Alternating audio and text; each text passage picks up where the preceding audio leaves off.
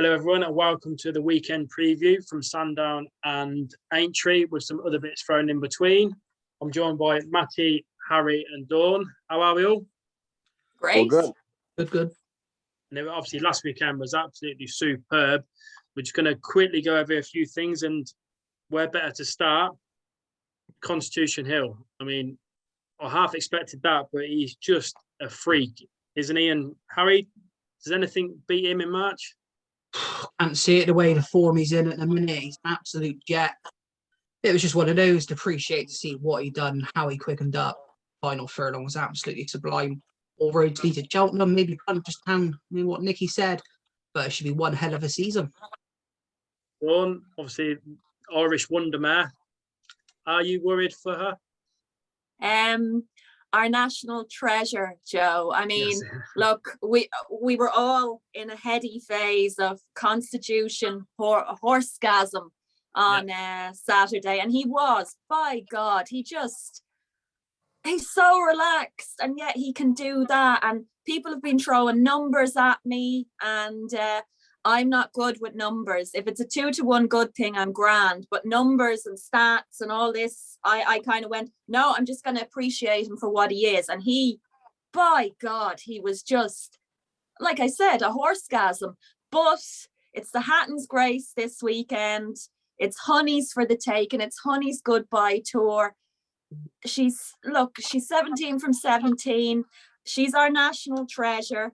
And I think in March, she'll put it to him.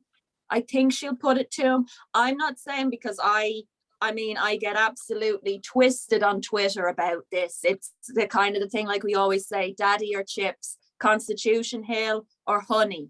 Then we me and Matty, we have a thing for State Man as well. So if he turns up too, it's going to be some race. But our national treasure and the romantic in me, and because it's her goodbye tour, I still want it to be her. Not that I'm not in love with Mr. Horsegasm. I am. You need to copyright that word. I make t-shirts. That's it, yeah. Matty, we spoke before. You're obviously a big fan of State Man before the weekend. Are you slightly worried, or are you still in the State Man camp? Think he can I am very worried.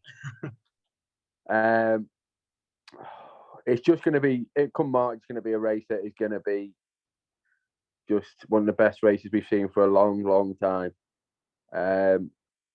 Going on the fighting fifth, I think Constitution Hill's already got his fair sweep over the line in the champion hurdle in front. Yeah, I have to agree.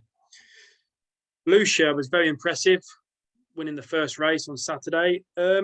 Matty, one of yours, would you stay in the mares? Or the rumours you're going to take on the boys? Absolutely stay in the mares. It's hers for the taking. She jumps, she travels, she's a pleasure to watch. And I can't see why you go against the boys when you've got the mares pretty much sealed up already. Dawn, you in the same field? Yeah, I'd leave her with the girls. I know people are trying to find a chink in her armour too, but I cannot see why you'd put her up against the boys. She doesn't need to, that way. She doesn't need to. Now, we've got a couple of nice ones over here too, but her and your jet powered, they were my two. They were having their debate on race hour on Sunday night, and they were my two. And for me to stick with English horses again, because you know me, I'm all Irish, but keep her with the girls. Clean sweep, Harry? Yeah, echo all those faults. Okay. L'Homme Presse, very impressive, and we are all a fan of L'Homme Presse. Well, me and Dawn especially think he's going to win the Gold Cup. Harry, would you take the King Georgian or just concentrate on the Gold Cup and go maybe Cotswold Chase? I would space it out. What he did carrying the weight last time at Newcastle, won it quite snugly too.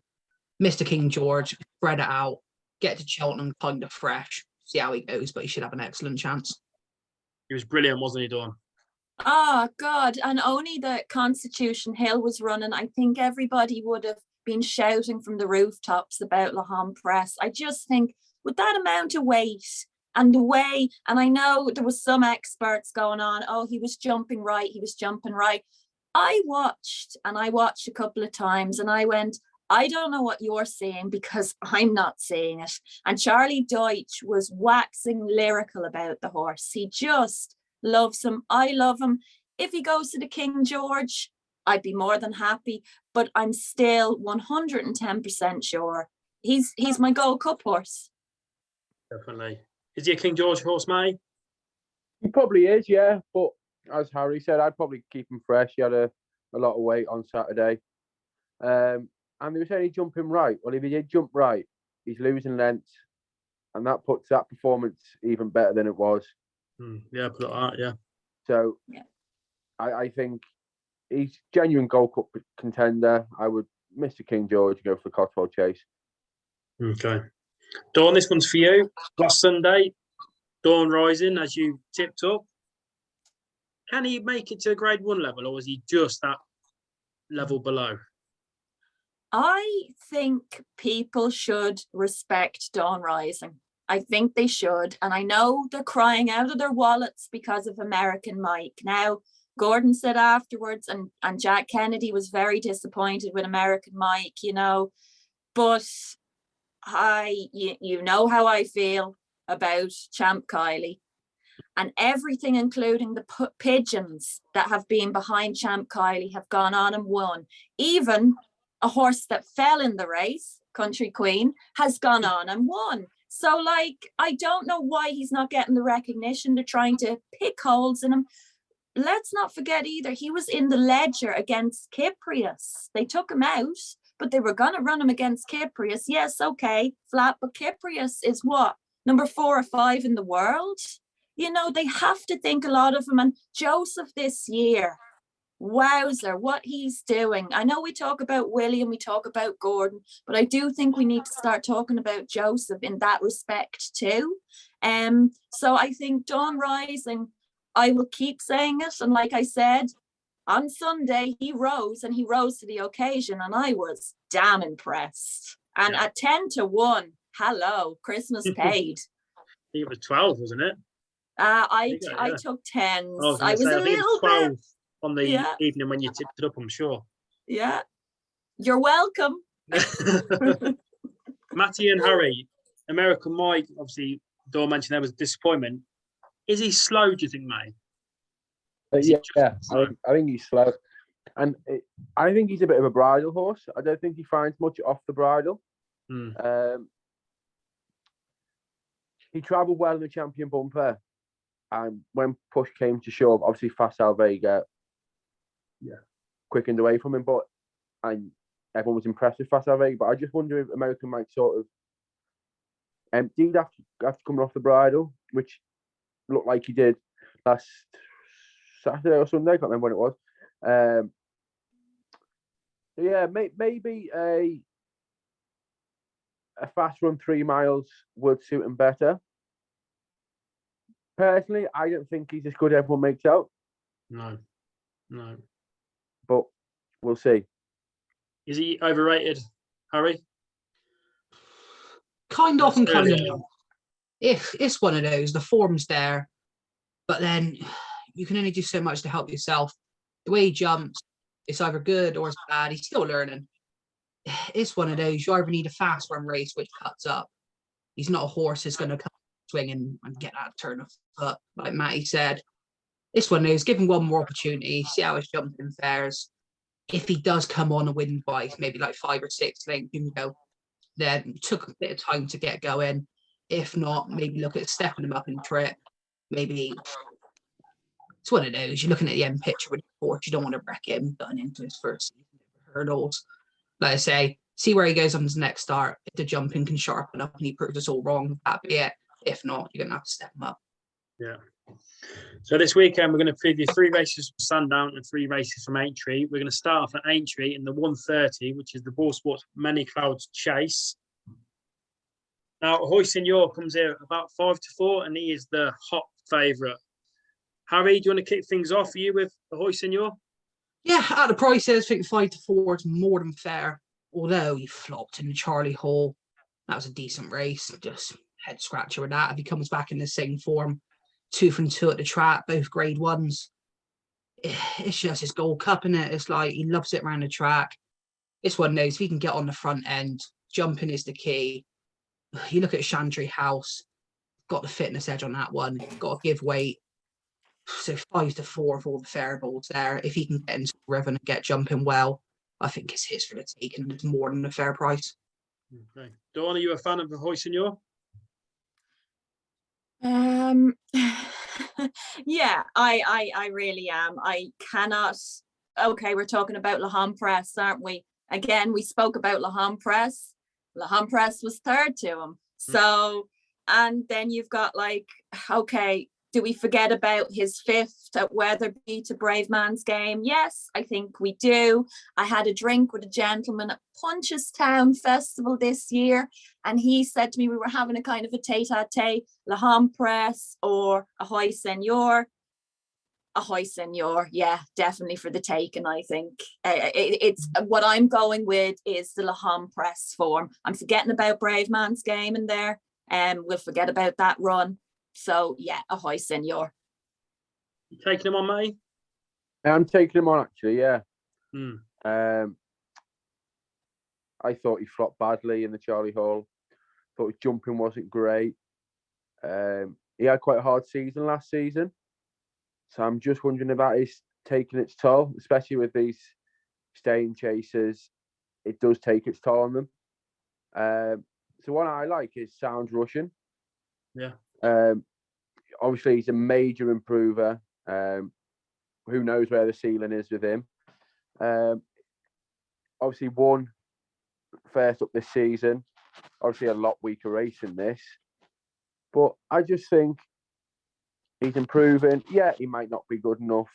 But at the prices, I'll have a little bet. And you know he's a very strong stayer at the trip. He won over 3 mile 2 last time.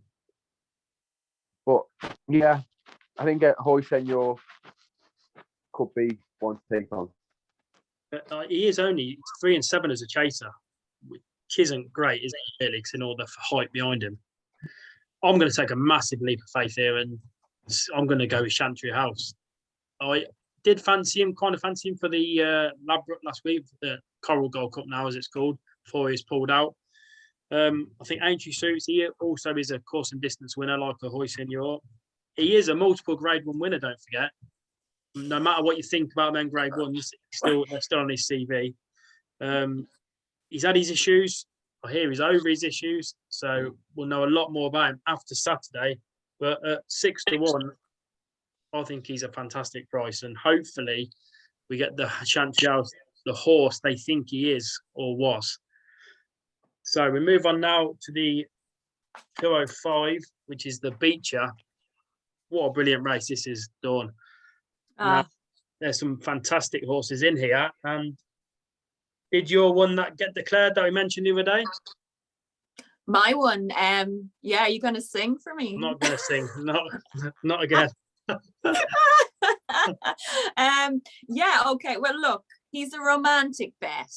Do you know that way, Fagan? He is. And we'll go into, I used to sit watching the morning line with my granddad, and, he's who got me started. And he always, it was on the blind side, Bristol to my Fagan. 40 to 1, he's 50 to 1 now. He's for the Stowe 100 Club now. Haven't seen him for a year.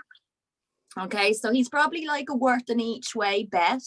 But Harry Kimmel, who's involved with him, and he has one for Alex Hales, seems pretty bullish. He's come down the handicap mark, and when he was talking about him very favourably. And yeah, okay, he was second in an Albert Bartlett back in 2016. Balco de Flo was 5th in that race, and we've seen what Balco did at a whopping price in the Grand National, to Manila Times. So yes, a nice each way, I think, Fagan, because we all like a little bit of Oliver.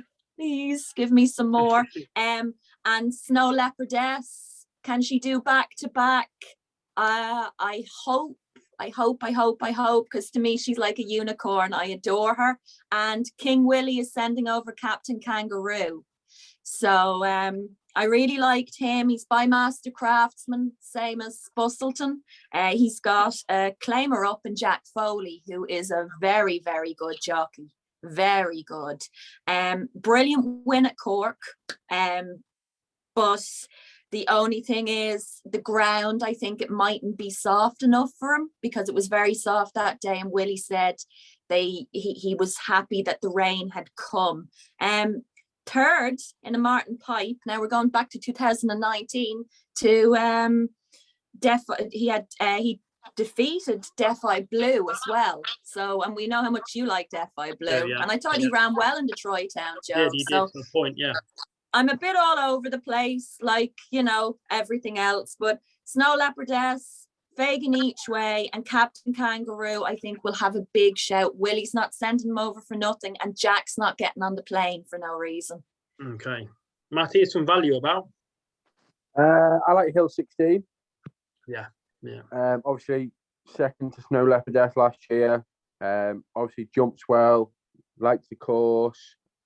Although he is £9 higher than last year, he had a lovely prep run behind Sounds Russian, who I obviously fancy in the race before. It looks like this is the main plan for Hill 16. It probably is his Gold Cup. Although £9 higher, I think 10-11 to 1 is a fair each way price, and you know you're going to get a run for your money. Okay. Harry, any big prices in there lurking for you? Not the biggest, but I'm going to have to go with Snow Leopardess. Winner of the race last year. Although last run didn't really go to plan, which he absolutely belted the last and pulled it straight away. Gets Brian Hughes on, an absolute jockey and a hell of a lot of form, our leading jockey over here. More sentimental because my great nan loves her. And like she did when she won it last year, my nan goes put a pin up his ass and she funds for all day long. And I think at 12 to 1, you're going to be probably getting 5 places on a day with some firms. Looks more than fair at 12 to 1. I was kind of like split. I do think Hill 16 is a massive danger to my selection. It was 50-50, but I've gone with my anti-post selection, so I'm probably talking out my pocket, and that is Jezkill. Fine second in the Grand Sefton behind Al Dancer. Further here, but form suggests he stays. I don't think that'll be an issue. He's only £4 higher here. He handles fences, which is a major positive.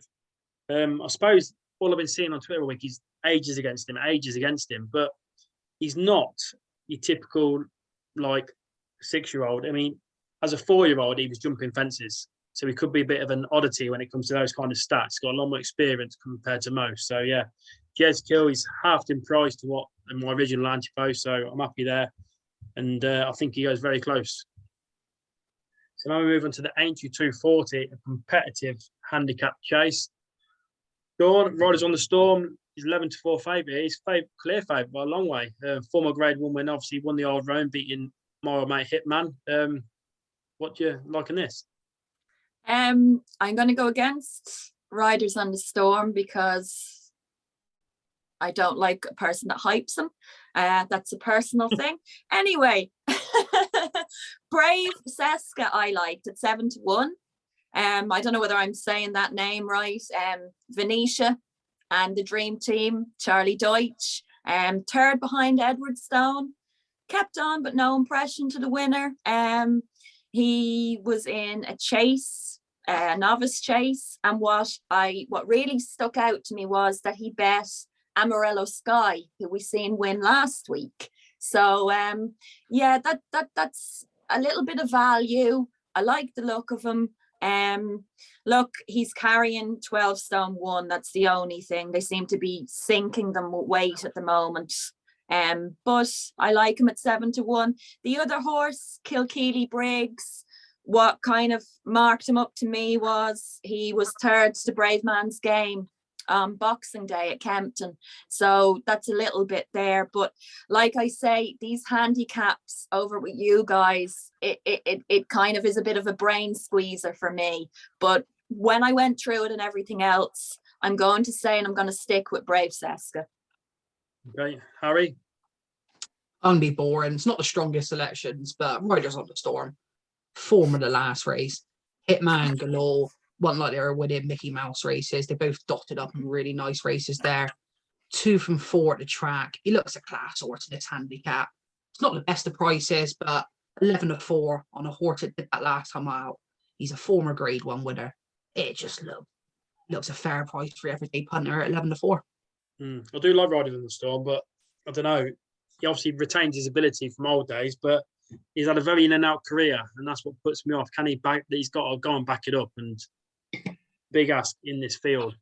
The one I like, a massive 20-1, and I think he'll definitely place.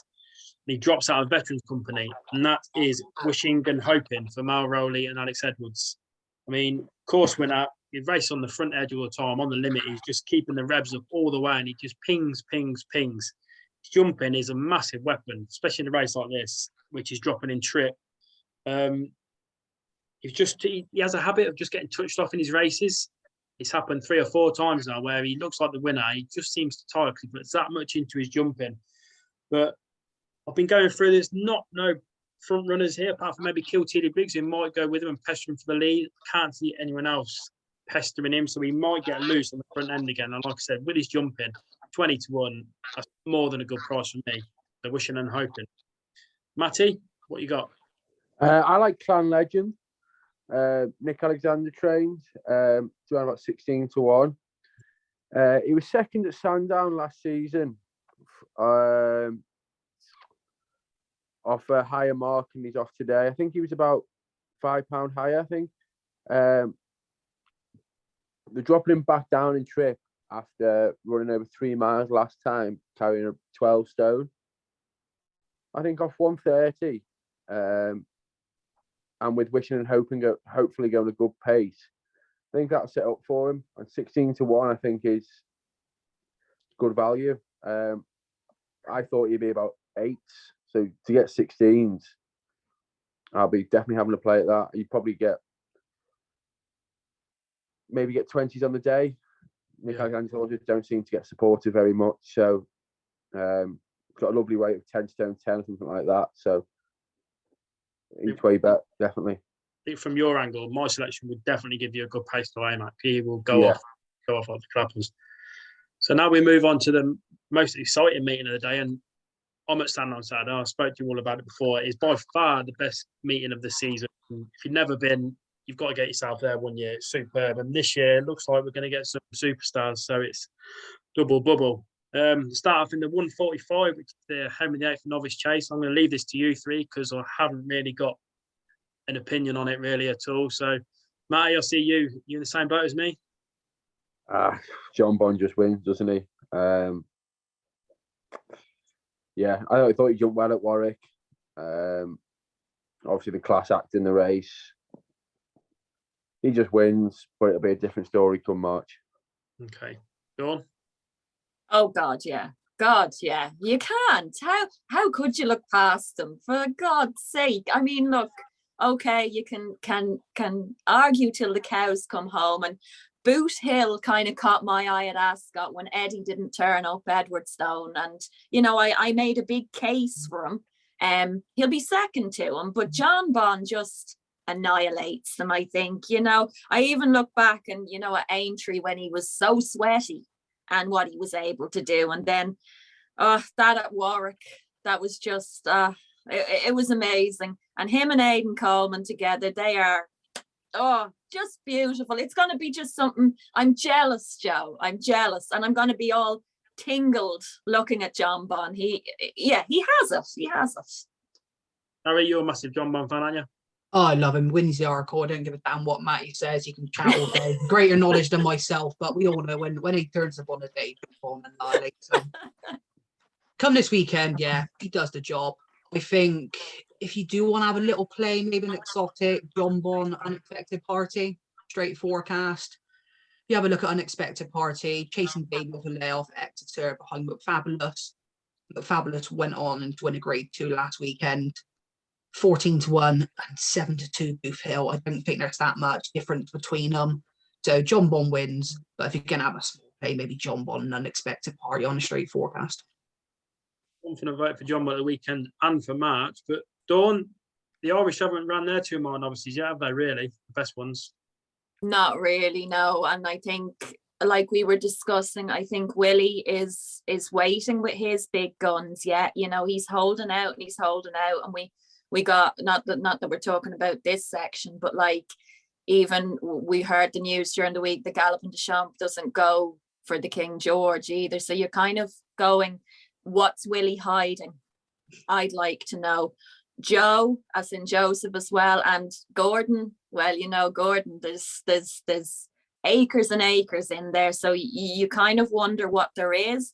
In saying that, John Bond, he's the real McCoy, you know. I haven't seen or haven't heard anything that's going to take him over here yet. So I'd be very surprised. Without mentioning names, I'm just waiting for the double green Irish runner. What about you, Matty? Is that the one? No, we've already seen the Arkle winner this year.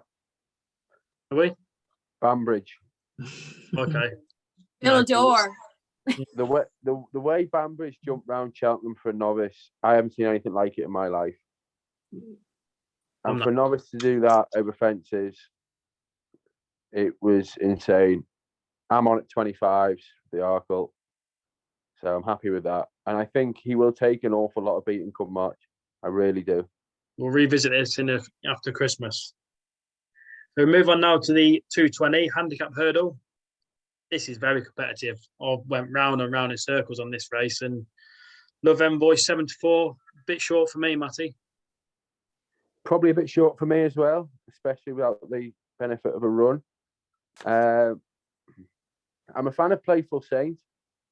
I think off a mark of 125 could be very well handicapped. He pulled hard at Chepstow first time out. I'm going to put that down to freshness. He is quite a lightly raced horse. So they can knock him being so keen and running so free. If they get him to settle off a mark of 125 in a nice weight, he could definitely run into a place, if not win the race. Okay. Go on. Anything take your fancy in this? Oh yeah, I look, like we always say, form don't lie, and I know she's questionable with, you know, we haven't seen her this year, whatever, but Love Envoy, you know, you go through, you go 1, 1, 1, 1, and then the second. And Fairy House, I think that day, did she meet a better one? I don't know, because I was very hung up on Brandy Love, you know, because she's kind of a naughty horse too. And at 9-2 that day, I thought she was an absolute steal. But Envoy, Love Envoy, you're kind of going, well, she's the Ryanair Mare's novice, you know, which I'd have an awful lot of interest in now this coming season. And you had Party Central, who was 7th to her, who was brilliant at the Dublin Racing Festival. You'd your Dino Blue, Joe, who, you know, we seen her 2 weeks ago. She was excellent. And you'd Statuaire, who was 10th that day, and she won the Royal Bond. So you're kind of going, I can't see why Love Envoy wouldn't win. Johnny Burke, the last couple of Saturdays, it's been Jatter Day, as I've called it, you know, and I love to see it because there's been so many injuries there. He's one of our boys, and I'd be more than happy to see her just sluice up with Johnny on board. Love Envoy, Harry, your idea of the winner? Yeah, it's most likely winner, brings the class into this race. Should take the fence, really. And at the end of the day, it's probably one of those. It's not. I'm not going to have a play in it.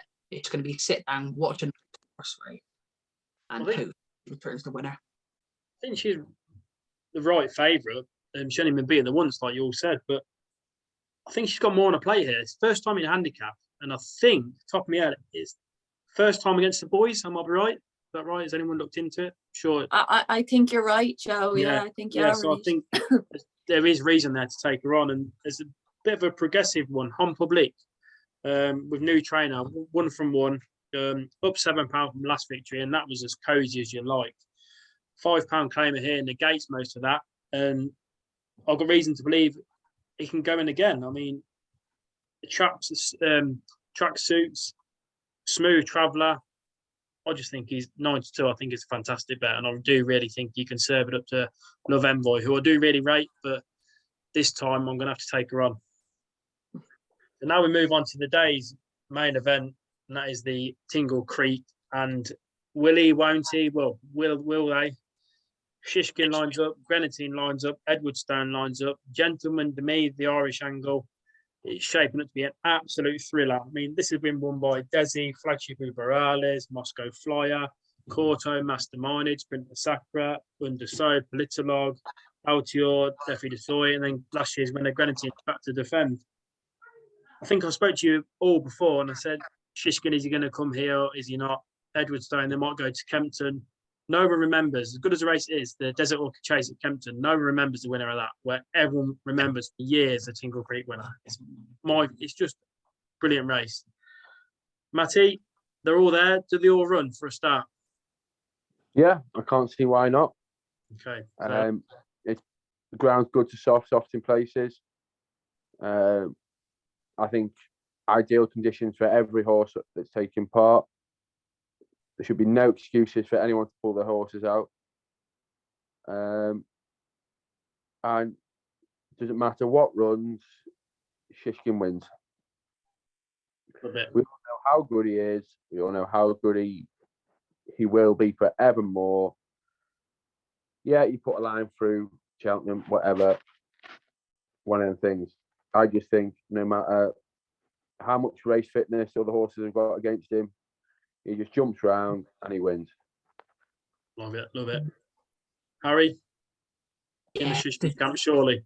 Got to be, if the true Shishkin turns up, absolutely dots up in this. Not a betting race, in my opinion. Sit back, relax, and watch one of the best horses. The romance in a beaten horse last time out, Dawn, coming back and winning. Nothing better, is there? Oh, there's nothing better. There's nothing sweeter. I am aware of his little problems. I adore a Nerjamin, which, the French translation, it means, the spirit or whatever else. And I got to experience a Nerjamin at Punchestown and how good he was. So I remember that race at Ascot that we all needed. We all needed that lift, and God, did it lift us. It was, everybody spoke about it, and Shishkin just went. And both of them are very good in their own right.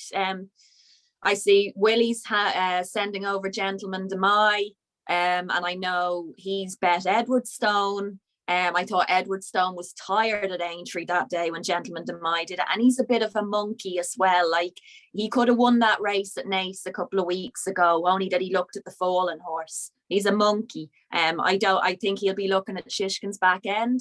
Dunvegan goes over if you want a real bonkers bet at 50-1, but that's only if you're really wanting a bonkers bet. And again, I'm going with the Johnny Burke thing there of a Saturday. But I have to be wise, and I have to say, as much as I love Eddie Edwardstone, I adore the horse. Shishkin, if the real Shishkin turns up, Pegasus himself, he has it. It's his to lose. And then Edwardstone after him. Grenadine, yeah, he's last year's winner. I do respect him. But nah, I'm with the guys. It has to be Shishkin. Has to be. And Edwardstone after him. So Willie Mullins obviously sent over Gentleman to me.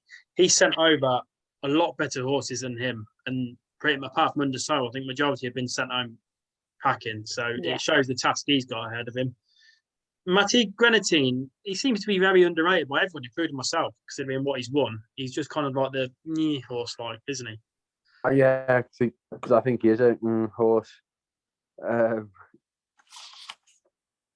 Yeah, I mean, he won it last year. Obviously, nothing standout turned up last year. Or I think, did he be Hitman last year? Maybe. Yeah, Was it? Hitman stayed on for a second, and Captain Guinness was, I think, Yeah. Yeah. So with Grenadine just beating Captain Guinness, God knows what Shishkin's going to do to Grenadine.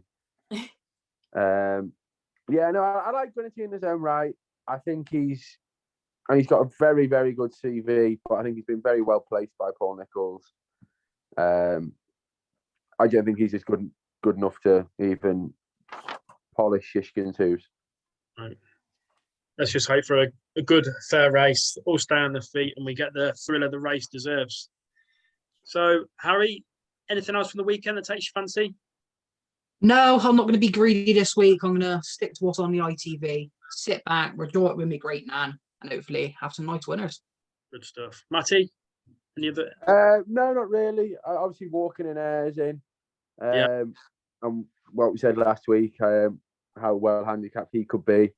I Same think as he's this got week. 3-1, same odds. I think that'll turn up and win. I Yeah, think it's a great horse in a handicap. yeah, definitely have to agree with you there. Dawn, the floor is yours. I know you've been itching to tell us about a few. Oh God, yeah. I mean, Saturday and Sunday over here, Joe, is just, I mean, Sunday is dream stuff. You've got the Drinmore, you've the Hatton's Grace, and you've the Royal Bond. And you know how long I've been waiting for, because I was ARC last time Champ Kylie Yeah. won. So this time I'm there. I'm going to photograph him more than a porn star is photographed. He is just dream stuff. I just, there's something about him, and there's people digging me out about Marine Nationale of Barry Connell's, and look, I get it. I seen him at Punchestown in October, and I think he deserves a lot of respect. If you're looking for a bit more value at 11-8, Michael O'Sullivan is up, and you know he's a very good up and coming jockey. But I am not after what Dawn Rising did. And I just think Champ Kylie for the Royal Bond, he's my 5 to follow. I've banged on about him. He was 17-1. I have him at 20s for the Supremes. I'm happy at that. After Sunday, he will not be 20s anymore. And the way Willie spoke about him, the way Paul spoke about him, Danny rode him at Tipperary, and they're excited. The return of Honey, will it be her 4th Hatton's Grace? Please, God, let it be. She's going to be the perfect 18 then. The only one that might put it to her, I know Echoes and Rain is out, Darver Star is out, Classical Dream is out, who is an absolute nutter.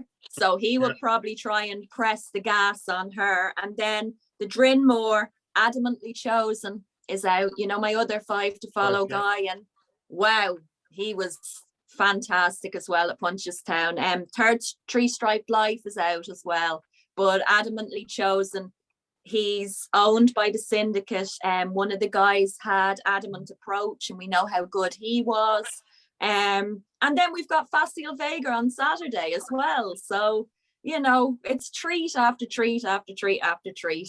Some people say too much racing. I say not enough racing. And one for the notebooks was Delta Works' little half brother last week, who ran at Navan. And his times, because people seem to be obsessed with throw me times now, Jazzy Matty, he was quicker with his sectionals than Comfort Zone, who won the race. So I just think stick Jazzy Matty, stick him into the notebook. He's one to keep watching, you know. And I know I love Delta Work, Mr. Tall, Dark and Handsome, but Jazzy Matty is actually a redhead, and you know I'm mad for the redheads. So that's all my any other business before I fry everyone's brain.